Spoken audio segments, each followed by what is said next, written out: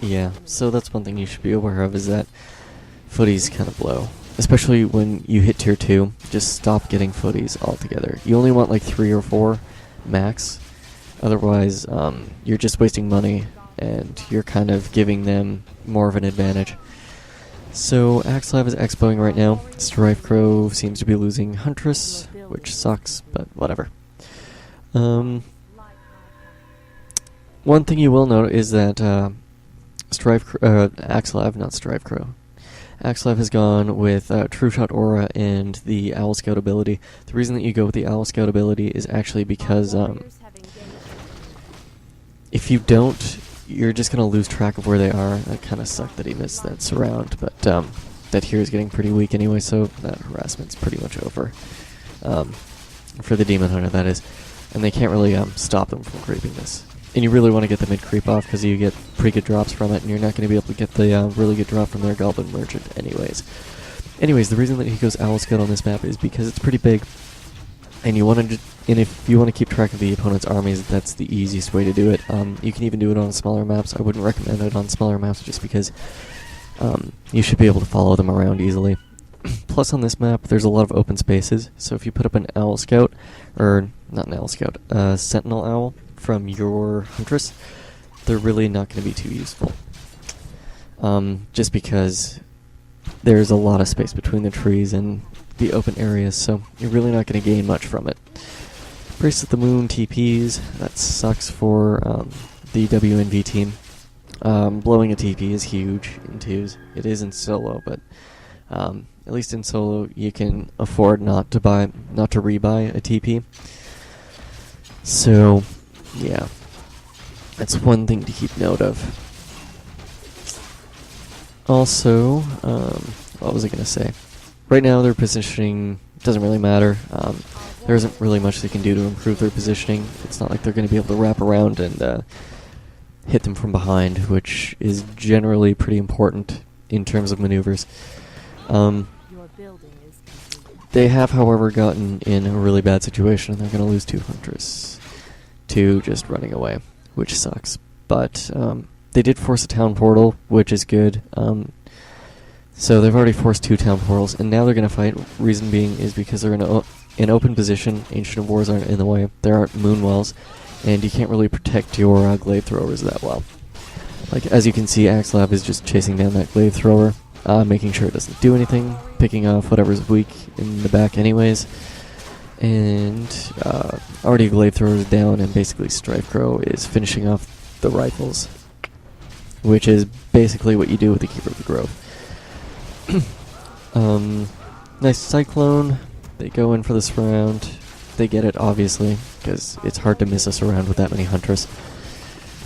Plus they get the Entangle, which is pretty important. Axelav's Priestess is running away right now, but it doesn't really matter. You can just kind of right-click it towards your base, and you should be okay. And then just finish off microing your Huntress. So basically, they botched the surround, which sucks, but glaive thrower imbalance, I guess. I don't know.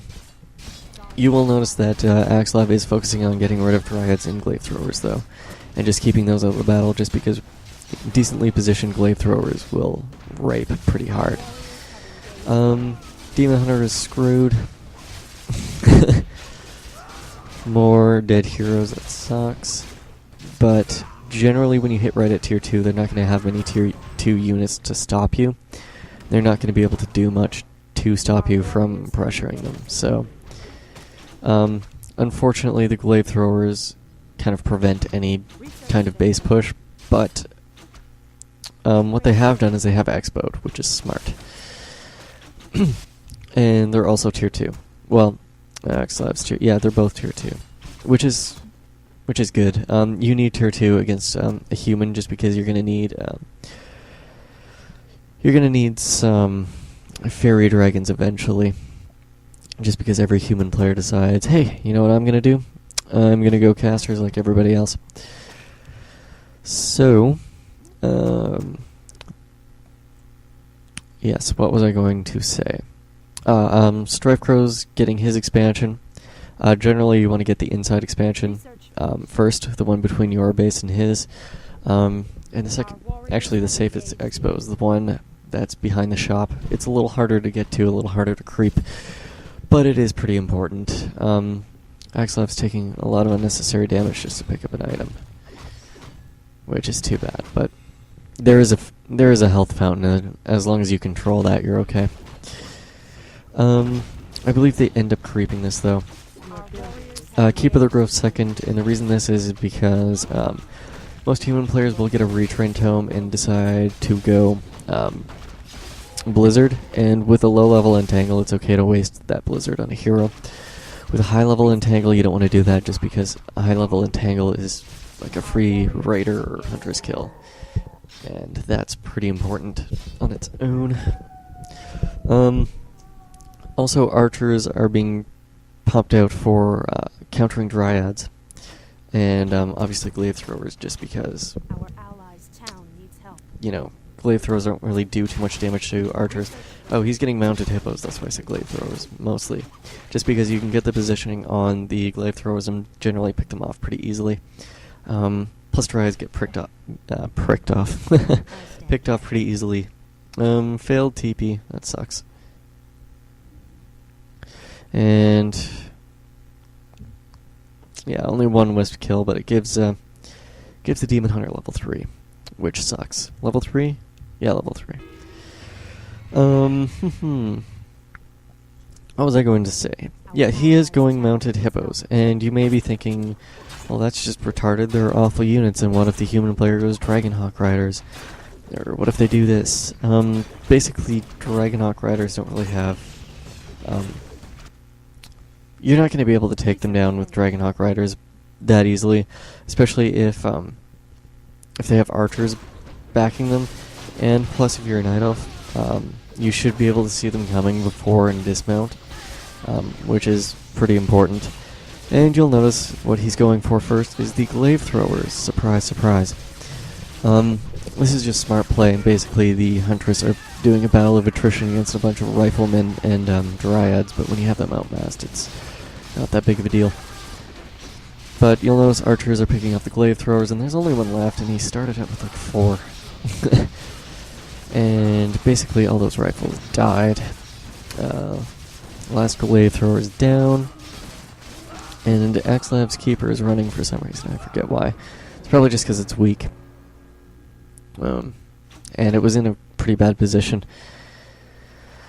Alright, more hippos being pumped out.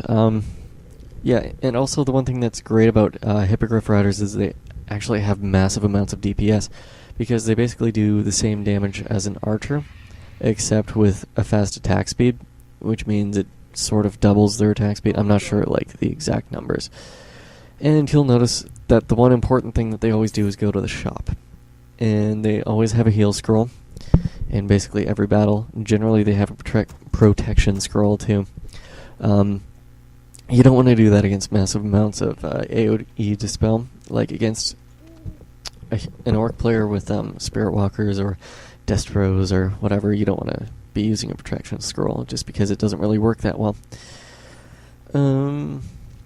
Let's see. The Owl Scout is pretty important just because you can actually see what the human player is going to end up doing. You can see more glaive throwers and Dryads are being pumped, obviously because the Ancients of War are doing something, and he just popped 2 glaive throwers from there. Also, the human player got more footies, which is retarded. I say that's actually a pretty stupid move, just because they die so easily. I mean, 420 HP with, you know, the 1 upgrade, which is 4 armor, that's not worth it at all. Okay. One thing that you do want to try and prevent is the expo at the top left. Not top left, like the human player's natural expo spot on this map, which is where they actually have a scout wisp. Because if they get that, they sort of have pretty decent map control, and at that point you're going to end up being pretty screwed. Alrighty. So, as you'll notice, the Keeper of the Grove actually has the protection scroll, and he also has the mana stone. One thing you want to do is you really want to manage your items well, especially in 2s.